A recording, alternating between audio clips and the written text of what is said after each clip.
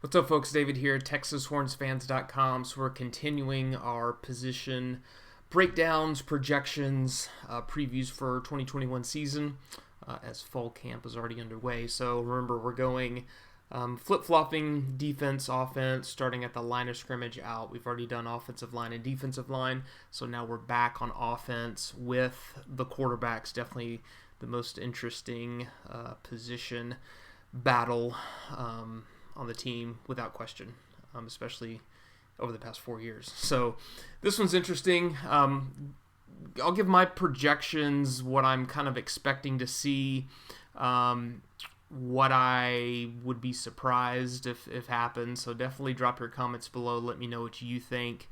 Don't forget to give the video a like, hit subscribe, hit the notification bell so you don't miss any of the other position previews that I'll be putting out. I'm trying to do at least like two, maybe 3 a week. If you're listening on the podcast, definitely don't forget to subscribe as well.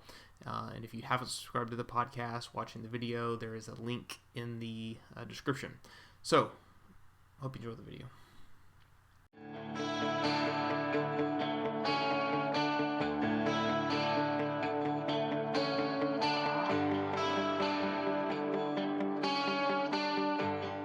All right, so for this one, I wanted to kind of start off just looking at Sam's production over the past 4 years, because I do think it's always a good idea to look at things in context of where we are now and kind of how, how we got here. So, obviously Sam, the most productive, consistent starter at quarterback since Colt McCoy, and without question.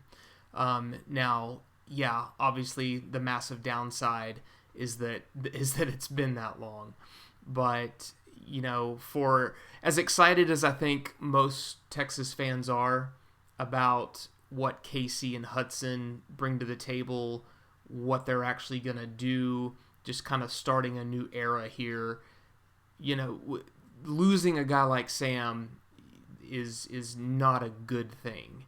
But going into something new and exciting and just seeing where this thing can go with one of these two guys is exciting. So a little kind of consistency check there, to make sure that everybody understands what this thing is leaving and what it potentially is going into. Nobody knows. So just kind of looking at Sam's numbers here. Obviously ending up being the starter in his true freshman season, and then as a sophomore, over 3,200 yards, 25 touchdowns to 5 interceptions. So a lot of improvement from, into his sophomore season, and then as a junior, hitting 65% of his passes for 3,600 yards, 32 touchdowns, and 10 receptions. And obviously this doesn't even include his impact as a runner. But we're just wanted to look at him as a thrower. Obviously, a short season last year, 10 games, 2,500 yards, 26 touchdowns, 5 interceptions, and then missing the second half of the Alamo Bowl against Colorado. So that's what we're losing: 1,100 or 11,000 career yards in passing, 94 passing touchdowns. So yeah, it's a big loss, but I think everybody is still excited to see to see what Casey or Hudson can bring to the table. So, and that's the big question mark, right? Is who's going to end up being the guy? What Casey can do well, what Hudson can do well, maybe better than Casey, and vice versa. And then just overall, which guy is better to lead this offense? One thing that I keep thinking about with these guys that have been in the program for 3 or 4 years, like this is Casey's 3rd year, is this is their 3rd offensive coordinator in as many years. And same with the defense, their 3rd defensive coordinator in as many years. So imagine being, that young and having to learn something new last year, this year, and even last year not having a spring ball, not having a spring game, and not having a regular summer kind of off-season workout program implemented. Now, yeah, everybody was in the same boat last year, but not everybody was ushering in a new coaching staff with a new coordinator.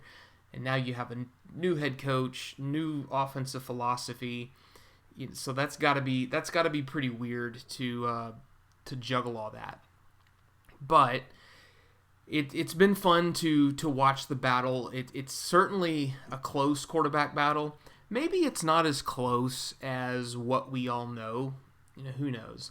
I wouldn't have expected Steve Sarkisian to come in as a new head coach and name a starting quarterback, after the spring game. Like, that's not a lot of time.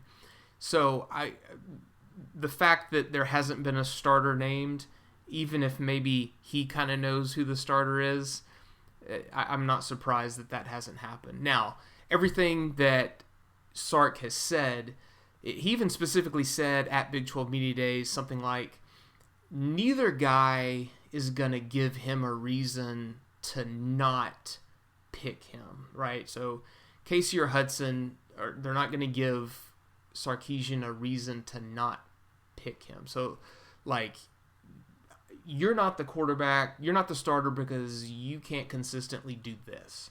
So it's not going to be a negative reason.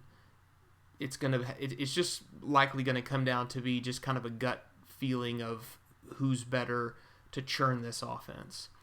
Now, the fact that Casey is in his third year in the program, it would almost kind of seem like, yeah, it should be Casey, right? I would feel more comfortable if it was him, just knowing that he's been in college, now for longer than Hudson. Hudson's coming into his second year. I'm assuming he'll be classified as a redshirt freshman or so. But on the flip side of that, you could kind of look at that and say, why hasn't Casey Thompson clearly beaten out Hudson Card by now? If this is his third year in the program and it's only Hudson's second year, and Casey had, no doubt an impressive showing in the second half of the Alamo Bowl, why hasn't he beaten Hudson Card out, by now? So you can kind of look at that as both ways, I guess, is that it's a good problem to have if you're not sure who's going to be your starter at quarterback. But on the flip side, you would kind of hope that a third-year guy would beat out someone even more inexperienced as Hudson. And then you could also say, hey, consider this. Casey Thompson hasn't played a full game of football, a real game of football, in a few years. So is there a negative side to that? I don't know. Hudson Card has played legit Texas high school football elite competition deep into the playoffs, and that's got to be a massive standout on his quote high school resume. Casey's from Oklahoma, but anyway, here's my projected starter, and then just a look at the backup. So I'm definitely got to go Casey, just for the two main reasons of he has at least shown flashes of being able to get it done, especially in the second half of the Alamo Bowl, where he obviously came into the game mentally and physically ready to go, because he really did look amazing. He had some passes that were absolutely on the money, including a couple touchdown passes. He ran well. He made good decisions with his feet. So I definitely think Casey will be the starter at for the Louisiana game in week 1. I think he has shown to be a little bit more dynamic than Hudson. Hudson's a great athlete. He can run. There's no doubt about that. But Casey does seem to have just a couple of ticks, bigger ability to just make things happen, right? Keep plays alive with his feet, where in the spring game, we saw Hudson a couple of times late, I believe on the second or their last drive of the game. take 2 sacks. One of those, he rolled out of the back of the pocket, immediately lost 5 or 6 yards. And I think Jet Bush got the sack on him. I think Hudson did try to throw it away, if I remember right, but it's just one of those kind of young things where, in high school, he probably turns that into a 20-yard gain, maybe even with his feet. But Casey, I think, has shown better pocket presence. I don't think he throws quite as good as Hudson. I do think Hudson just overall throws a better ball. With Casey, though, when you get put in the in-game situations, that's when you want that type of dynamic playmaking ability, to shine. And then, what are you going to do when the pressure's on in the fourth quarter? Let's see what happens then. When Casey came in the Alamo Bowl, Texas had a strong lead, okay? Now, yeah, Casey put up points, man. He came out and he came out on fire. And then from another standpoint, Sarkisian has said multiple times that Bijan Robinson is going to be the focal point of the offense, and using him to open up the passing game, or using him to, run the play action pass, which opens up the wide receivers. So who's the better quarterback to complement that? So that's something else to consider. So, looking at all of those points, to me, they all point to Casey Thompson. Now, that's not to say that Hudson Card won't end up being the starter later on in the season. Maybe, Casey gets through Louisiana, Arkansas, Rice, and into Big 12 play. And, of course, there's always the potential for injuries, but that doesn't mean that Hudson Card's not going to get some playing time. I certainly hope we don't see this, but I don't think we will at all, is some sort of quarterback rotation, going back to the Chris Sims, Major Applewhite debacle. So, but could Hudson Card be in there maybe for a series for some particular reason? Maybe they see a weak spot in the defense, something like that. I don't know. But, and then a couple of, obviously Charles Wright, who kind of reminds me a little bit of Colt McCoy. He kind of looks like, when Colt McCoy came in, he looked like he was about 13 years old, a 3-star recruit, and Charles Wright is kind of in that mold a little bit. But, and I don't expect to see Wright. Maybe we see a little bit of him within the first 3 games of the season, and then Cole Lord there as a freshman as well. But that's my projected, what I see happening. And then, thinking again just about the strengths and weaknesses of each guy that we've seen so far, and it's been cool that we got to see both of them with a lot of playing time in the spring game. Both of them played to the end of the game. We saw Casey Thompson make a couple of big mistakes, had that pick 6 to Shark Jameson. Hudson Card made his mistakes late in the game, particularly with trying to avoid the pass rush as a couple of blocking schemes were breaking down. And then we also saw both of them do a lot of great things, a lot of on-the-money passes. Casey Thompson had a couple of really good passes to Jordan Whittington. He used his feet well, I thought. Obviously, the spring game is a little harder to gauge when a quarterback is running because they can't get hit, right? It's not fully real.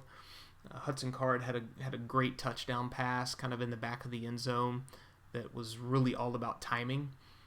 Also thought he hit Kai Money, several times in the kind of the middle of the field, kind of the open middle of the field, which I really love seeing that. I love seeing quarterbacks being able to hit timing passes in the middle of the field, whether it's like a post route or an in route, something like that.